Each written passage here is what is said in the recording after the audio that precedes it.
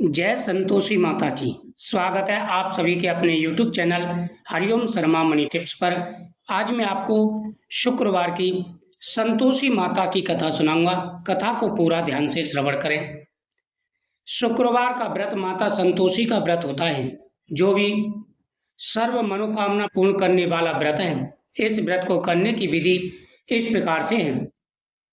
इस व्रत को करने वाला कथा कहते या सुनते समय हाथ में गुड़ व भुने हुए चने रखें। सुनने वाला संतोषी माता की जय, संतोषी माता की जय मुख से बोलता जाए।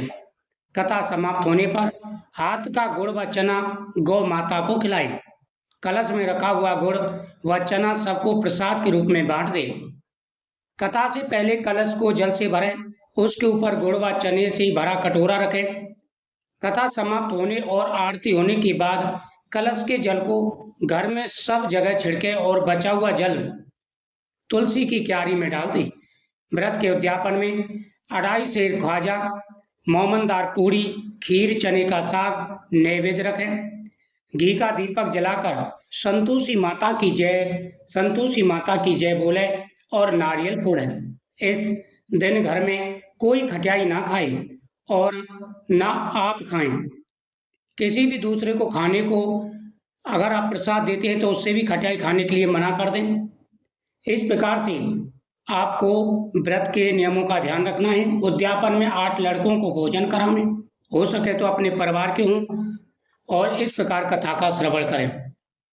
सबसे पहले संतोषी माता के सामने दीपक जलाएं, हाथ जोड़ करके प्रार्थना करें कि हे माँ, हमारी पूजा को स्वीकार करें। एक बुढ़िया थी और उसके 7 पुत्र थे। 6 कमाने वाले, एक निकम्मा था। बुढ़िया माँ 6 पुत्रों की रसोई बनाती, भोजन कराती और पीछे से जो कुछ बचता सो 7वें को दे देती थी। परंतु वह बड़ा भोला था, मन में कुछ विचार न करता था। एक दिन बहू से बोला, देखो मेरी माँ मुझ पर कितना प्यार करती है। वह बोली, क्यों नहीं, सबका झूठा बचा हुआ तुमको खिलाती है। वह बोला, भला ऐसा भी हो सकता है? मैं जब तक आंखों से ना देख लूं मैं विश्वास नहीं कर सकता। बहू ने हंस करके हाँ कह दिया, तुम देख लोगे तब तो मानोगे। कुछ दिन बाद बड़ा त्योहार आया। घर में 7 प्रकार के भोजन और चूरमे के लड्डू बने। वह जांचने को सिर दर्द का बहाना कर कपड़ा सिर पर ढक कर के रसोई में सो गया। कपड़ा पतला था, सब कुछ उसमें से दिखाई दे रहा था। 6 भाई भोजन करने आए। उसने देखा माँ ने उनके लिए सुंदर सुंदर आसन बिछाए हैं, 7 प्रकार की रसोई परोसी है। वह आग्रह करके जिमाती है। वह देखता रहा। जब 6 भाई भोजन कर उठे तब माता ने उनकी झूठी थालियों में से लड्डुओं के टुकड़ों को उठाया और एक लड्डू बनाया। झूठन साफ कर बुढ़िया माँ ने पुकारा, उठो बेटा, 6 भाई भोजन कर गए हैं, अब तू भी है, तू ही बाकी बचा है, भोजन कर, उठ, कब खाएगा? वह कहने लगा, माँ मुझे भोजन नहीं करना, मैं परदेश जा रहा हूँ। माता ने कहा, कल जाना हो सो आज ही जा। वह बोला, हाँ आज ही जा रहा हूँ। यह कहकर वह घर से निकल गया। चलते समय बहू की याद आई। वह गौशाला में उपले थाप रही थी। वहां जाकर के वह बहू से कहने लगा, हम जामे परदेश को आमेंगे कुछ काल, तुम रहियो संतोष से धर्म अपनो पाल। वह बोली, जाओ पिया आनंद से हमरी सोच हटाए, राम भरोसे हम रहे ईश्वर तुम्हें सहाय। देख निशानी आपकी, देख दरु में धीर, शुद्ध हमारी मत विसारियो, रखियो मन गंभीर। वह बोला, मेरे पास तो कुछ नहीं, यह अंगूठी है सो ले और अपनी कुछ निशानी दे। वह बोली, मेरे पास क्या है, यह गोबर भरा हाथ है। यूं कहकर उसकी पीठ में गोबर के हाथ की थाप मार दी। वह चल दिया। चलते चलते दूर देश में पहुंचा। वहां एक साहूकार की दुकान थी। वहां जाकर कहने लगा, भाई मुझे नौकरी पर रख लो। साहूकार को जरूरत थी, वह बोला, रह जा। लड़के ने पूछा, तनख्वाह क्या दोगे? साहूकार ने कहा, काम देख कर के दाम मिलेंगे। साहूकार की नौकरी मिली। वह सवेरे 7 बजे से रात तक नौकरी बजाने लगा। कुछ दिनों में दुकान का सारा लेन देन, हिसाब किताब, ग्राहकों को माल बेचना, सारा काम करने लगा। साहूकार के 7-8 नौकर थे, वे सब चक्कर खाने लगे। यह तो बहुत होशियार बन गया। सेठ ने भी काम देखा और 3 महीने में उसे आधे मुनाफे का हिस्सेदार बना दिया। वह 12 वर्ष में ही नामी सेठ बन गया। मालिक सारा कारोबार उस पर छोड़कर बाहर चला गया। अब बहू पर क्या बीती वह सुनो। सास ससुर उसे दुख देने लगे। सारी गृहस्थी का काम करा के उसे लकड़ी लेने जंगल में भेज दी। इस बीच घर की रोटियों के आटे से जो भूसी निकलती उसकी रोटी बनाकर रखती जाती और फूटे नारियल के कोपरे में पानी। इस तरह दिन बीतते रहे। एक दिन वह लकड़ी लेने जा रही थी। रास्ते में बहुत सी स्त्रियां संतोषी माता का व्रत कर रही थीं। वह वहां खड़ी हो गई और कथा सुनने लगी।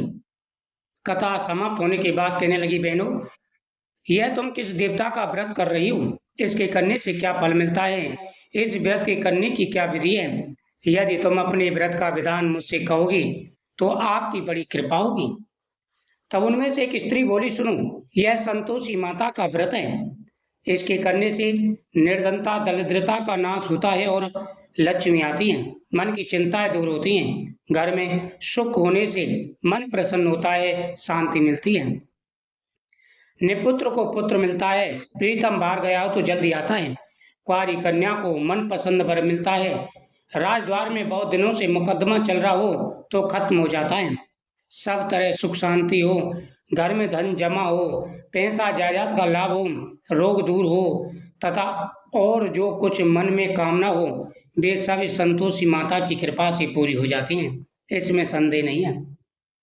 वह पूछने लगी, यह व्रत कैसे किया जाए, यह भी बताओ तो बड़ी कृपा होगी। स्त्री कहने लगी, 1.25 का गुड़ व चना लेना, इच्छा हो तो 5.25 का लेना, 11.25 का भी सहूलियत के अनुसार लेना, बिना परेशानी श्रद्धा और प्रेम से जितना बन सके सवाया लेना। हर शुक्रवार को निराहार रहकर कथा कहना। इसके बीच क्रम टूटे नहीं, लगातार नियम पालन करना। सुनने वाला कोई ना मिले तो घी का दीपक जला करके आगे जल के पात्र को रखकर कथा कहना, परंतु नियम न टूटे। जब तक कार्य सिद्ध न हो नियम पालन करना और कार्य सिद्ध हो जाने पर ही व्रत का उद्यापन करना। 3 मास में माता फल पूरा करती हैं। यदि किसी के खोटे ग्रह हो तो भी माता 1 वर्ष में अवश्य कार्य को सिद्ध करती हैं। कार्य सिद्ध होने पर उद्यापन करना, बीच में नहीं। उद्यापन में 2.5 से आटे का ख्वाजा और इसी परिणाम में खीर तथा चने का साग करना। 8 लड़कों को भोजन कराना। जहाँ तक मिले देवर जेठ भाई बंधु कुटुंब के लड़के लेना, ना मिले तो रिश्तेदार और पड़ोसियों के लड़के बुलाना। उन्हें भोजन कराकर यथाशक्ति दक्षिणा दे माता का नियम पूरा करना। उस दिन घर में कोई खटाई ना खाए। यह सुनकर बुढ़िया के लड़के की बहू चल दी। रास्ते में लकड़ी के बोझ को बेच दिया और उन पैसों से गुड़ और चना ले माता के पूजन की तैयारी की।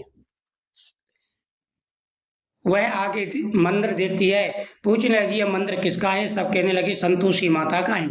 यह सुन माता के मंदिर में जा माता के चरणों में लौटने लगी। दीन होकर विनती करने लगी, माँ, मैं निपट मूर्ख हूँ, व्रत के नियम कुछ नहीं जानती, मैं बहुत दुखी हूँ। हे माता, मेरा दुख दूर करो, मैं आपकी शरण में हूँ। माता को दया आई। एक शुक्रवार बीता कि दूसरे शुक्रवार को इसके पति का पत्र आया और तीसरे को उसका भेजा हुआ पैसा आया।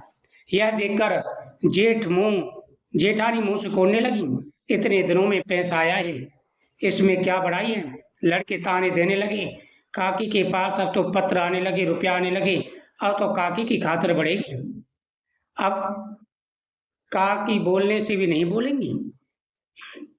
वह बोली, भैया, पत्र आए रुपया आए, ये तो सबके लिए अच्छा है। ऐसा कहकर आंखों में आंसू भरकर संतोषी माता के मंदिर में मातेश्वरी के चरणों में गिरकर कहने लगी, माँ, मैंने तुमसे रुपया पैसा नहीं मांगा, मुझे पैसे से क्या काम, मुझे तो अपने स्वाग से काम है। मैं तो अपने स्वामी के दर्शन और सेवा मांगती हूँ।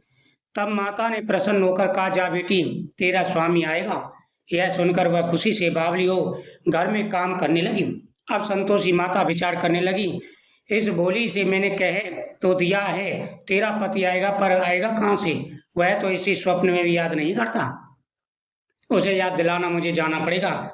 इस तरह माता बुढ़िया के बेटे के पास स्वप्न में प्रकट हो कहने लगी, साहूकार के बेटे सोता है या जागता है? वह बोला, माता, सोता भी नहीं और जागता भी नहीं, क्या आज्ञा है, कहो। मैं क्या करूं? माँ कहने लगी, तेरा घर परिवार कुछ है या नहीं? वह बोला, मेरा सब कुछ है, माता, पिता, बहू, बहन, क्या कमी है? माँ बोली, भोले पुत्र, तेरी स्त्री घोर कष्ट उठा रही है, माँ बाप उसे दुख दे रहे हैं, वह तेरे लिए तरस रही है, तू उसकी सुध ले। वह बोला, माँ ये तो मैं जानता हूँ, मुझे मालूम है, परंतु जाऊँ कैसे? परदेश की बात है, लेन देन का कोई हिसाब नहीं, कोई जाने का रास्ता नजर नहीं आता, कैसे चला जाऊँ? माँ कहने लगी, मेरी बात मान, सवेरे नहा धोकर संतोषी माता का नाम ले, घी का दीपक जलाकर दंडवत कर दुकान पर जा बैठना। देखते देखते तेरा लेन देन सब चुक जाएगा, जमा माल बिक जाएगा, सांझ होते होते धन का ढेर लग जाएगा। सवेरे बहुत जल्दी उठकर उसने लोगों से अपने सपने की बात कही तो लोग मजाक उड़ाने लगे। कहीं सपने की बात सच होती है? एक बूढ़ा बोला, देख भाई, संतोषी माता ने कहा है तो इसमें तेरा जाता क्या है, दीपक जला कर के बैठ जा। वह बूढ़े की बात मानकर संतोषी माता को दंडवत करके घी का दीपक जला दुकान पर जा बैठा। थोड़ी देर में क्या देखता है कि देने वाले रुपया लाए, लेने वाले हिसाब ले गए, कोटे से भरे सामान के नगद खरीदार आए और शाम तक ढेर लग गया। धनी धन आ गया। माता का चमत्कार देख प्रसन्न हो मन में माता का नाम ले घर जाने के रास्ते, घर के लिए गहना कपड़ा खरीदने लगा और वहाँ के काम निपटाकर घर के लिए रवाना हुआ। वहाँ वो बेचारी जंगल में लकड़ी लेने जाती, लौटते वक्त माँ के मंदिर पर विश्राम करती। वह तो उसका रोज का काम था। दूर से धूल उड़ती देख वह माता से पूछती है, माता ये धूल कैसी उड़ रही है? माँ बोली, है पुत्री, तेरा पति आ रहा है, अब तू ऐसा करना, लकड़ियों के 3 बोझ बना ले, एक नदी किनारे, दूसरा मेरे मंदिर पर, तीसरा अपने सिर पर रखकर। तेरे पति को लकड़ी का गट्ठा देख करके मोह पैदा होगा, वह वहाँ रुकेगा, नाश्ता पानी बनाकर खा पीकर माँ से मिलने जाएगा। तब तू लकड़ियों का बोझ उठाकर घर जाना और बीच चौक में गट्ठा डालकर 3 आवाजें जोर से लगाना, लो सासू जी, लकड़ियों का गट्ठा लो, भूसी की रोटी दो, नारियल के कोपरे में पानी दो, आज कौन मेहमान आया है? माँ की बात सुनकर बहू बहुत अच्छा कहकर बड़ी प्रसन्न हो गई। उसने लकड़ियों के 3 गट्ठर बनाए और एक नदी तट पर एक माता के मंदिर में, इतने में एक मुसाफिर आ पहुंचा। सूखी लकड़ियां देख उसकी इच्छा हुई कि अब यहीं विश्राम करें और भोजन बना खाकर खा पीकर गांव में जाएं। इस प्रकार भोजन बना विश्राम कर वह गांव को गया, सबसे प्रेम से मिला। उसी समय बहू सिर पर लकड़ी का गट्ठा ले आती है, लकड़ी का भारी बोझ आंगन में डाल जोर से 3 आवाज देती है, लो सासू जी, लकड़ी का गट्ठा लो, भूसी की रोटी दो, नारियल के खोपरे में पानी दो, आज कौन मेहमान आया है? यह सुनकर के सास बाहर आ अपने दिए हुए कष्टों को बुलाकर कहने लगी, बहू ऐसा क्यों कहती है? तेरा पति तो आया है, जा आ बैठ, मीठा भात खा, भोजन कर, कपड़े गहने पहन। इतनी आवाज सुनकर उसका स्वामी बाहर आया और अंगूठी देखकर व्याकुल हो गया। पूछने लगा, माँ ये कौन है? माँ कहती है, बेटा ये तेरी बहू है, आज 12 वर्ष हो गए, तू जब से गया है तब से सारे गांव में जानवर की तरह भटकती फिरती है, काम काज घर का कुछ करती नहीं, 4 समय खा पी कर सो जाती है, अब तुझे देखकर भूसी की रोटी और नारियल के खोपरे में पानी मांगती है। वह लज्जित हो गया, बोला, ठीक है माँ, मैंने इसे भी देखा और तुम्हें भी देखा, अब मुझे घर की चाबी दो, उसमें रहूंगा। तब माँ बोली, ठीक है बेटा, जा, तेरी जैसी मर्जी मर्जी कहकर चाबी का गुच्छा पटक दिया। उसने चाबी ले दूसरे कमरे में जो तीसरे माले पर था ऊपर गया, खोलकर सारा सामान जमाया। एक दिन में वह राजा के महल जैसे ठाट बाट बन गए। अब क्या था, वह दोनों सुखपूर्वक रहने लगे। इतने में अगला शुक्रवार आया। बहू ने पति से कहा, मुझे माता का उद्यापन करना है। पति बोला, बहुत अच्छा, खुशी से करो। वह तुरंत ही उद्यापन की तैयारी करने लगी। जेठ के लड़कों को भोजन के लिए कहने गई, उसने मंजूर किया, परंतु पीछे से जेठानी ने बच्चों को सिखाया, देखो भोजन के बाद खटाई मांगना, जिससे उसका उद्यापन पूरा न होगा। लड़के जीवने गए, खीर पेट भर खाई, परंतु याद आते कहने लगे, हमें कुछ खटाई दो, खीर खाना हमें भाता नहीं है, रुचि होती है। बहू कहने लगी, खटाई किसी को नहीं दी जाएगी, यह संतोषी माता का प्रसाद है। लड़के तुरंत उठ खड़े हुए, बोले, पैसा लाओ। बोली बहू कुछ जानती नहीं थी, उन्हें पैसे दे दिए। लड़के उसी समय जा करके इमली खाने लगे। यह देख करके बहू पर संतोषी माता ने कोप किया, राजा के दूत उसके पति को पकड़ कर ले गए। जेठ जेठानी मनमाने खोटे वचन कहने लगे। लूट लूट के धन इकट्ठा कर लाया था, राजा के दूत पकड़ कर ले गए, अब सब मालूम पड़ जाएगा। बहू से यह वचन सहन नहीं हुआ, रोती रोती माता के मंदिर गई। हे माता, तुमने क्या किया? हंसाकर रुला दिया। माता बोली, पुत्री, तुमने उद्यापन करके मेरा व्रत भंग किया, इतनी जल्दी सब बातें भुला दी। वह कहने लगी, माता, भूली तो नहीं हूँ, ना कुछ अपराध किया है, मुझे तो लड़कों ने भूल में डाल दिया, मैंने भूल से उन्हें पैसे दिए थे, मुझे क्षमा कर दो माँ। माँ बोली, ऐसे भी कहीं भूल होती है? वह बोली, माँ, मुझे माफ़ कर दो, मैं फिर से उद्यापन करूंगी। माँ बोली, अब भूल मत करना। वह बोली, अब ना होगी। माँ, अब बताओ कैसे आएंगे? माँ ने कहा, जा पुत्री, तेरा पति तुझे रास्ते में मिलेगा। वह घर को चली रहा में पति मिला। उसने पूछा, कहाँ गए थे? वह बोला, इतना धन कमाया था, उसका टैक्स राजा ने मांगा था, वह भरने गया था। वह प्रसन्न बोली, भला हुआ, अब घर चलो, कुछ दिन बाद फिर शुक्रवार आया है। वह बोली, मुझे माता को अध्यापन करना है। पति ने कहा, करो। वह फिर जेठ के लड़कों से भोजन के लिए कहने गई। जेठानी ने तो एक दो बातें सुनाई और लड़कों को सिखा दिया, तुम पहले की भांति खटाई मांगना। लड़के कहने लगे, हमें खीर नहीं भाता, जी बिगड़ता है, कुछ खटाई खाने को दो। वह बोली, खटाई खाने को नहीं मिलेगी, आना हो तो आओ। वह ब्राह्मण के लड़कों को ला भोजन कराने लगी। यथाशक्ति दक्षिणा की जगह उसने एक एक फल सबके लिए दिया। माता प्रसन्न हुई, कृपा हुई। 9वें महीने में उसको चंद्रमा के समान पुत्र पैदा हुआ। वह पुत्र को लेकर प्रतिदिन माताजी के मंदिर में जाने लगी। माता ने सोचा, यह रोज आती है, आज क्यों ना मैं ही इसके घर चलूं, इसका आसरा देखूं तो सही। यह विचार कर माता ने भयानक रूप बनाया। गुड़ और चने से सना हुआ मुक्ता, माता ने भयंकर रूप बनाया, बड़ा भयंकर मुक्ता, गुड़ और चने से सना मुख, ऊपर सूंड के समान ओठ, उस पर मक्खियाँ भिनभिना रही थी। दहलीज में पाम रखते ही उसकी सास चिल्लाई, देखो रे, कोई चुड़ैल डाकिन चली आ रही है, लड़के से भगाओ नहीं तो किसी को खा जाएगी। लड़के डरने लगे और चिल्ला चिल्ला कर खिड़की बंद कर ली। छोटी बहू रोशनदान में से देख रही थी, प्रसन्नता से पागल होकर चिल्लाने लगी, आज मेरी माताजी मेरे घर आई हैं। यह कहकर बच्चे को दूध पिलाने से हटाती है। इतने में सास का क्रोध फूट पड़ा। बोली, रोहन, इसे देखकर कैसी तावली हुई है, जो बच्चे को पटक दिया। इतने में माँ के प्रताप से जहाँ देखो वहीं लड़के ही लड़के नजर आने लगे। वह बोली, माँ जी, मैं जिसका व्रत करती हूँ यह संतोषी माता है।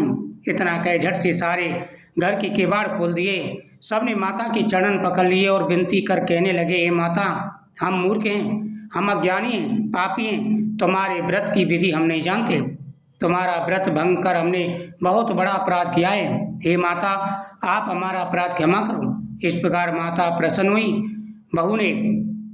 माता ने बहू को जैसा फल दिया वैसे सबको दें। जो कथा पढ़ते हैं सुनते हैं, हे माता, उनकी सभी मनोकामनाएं पूरी करना। बोल संतोषी माता की जय।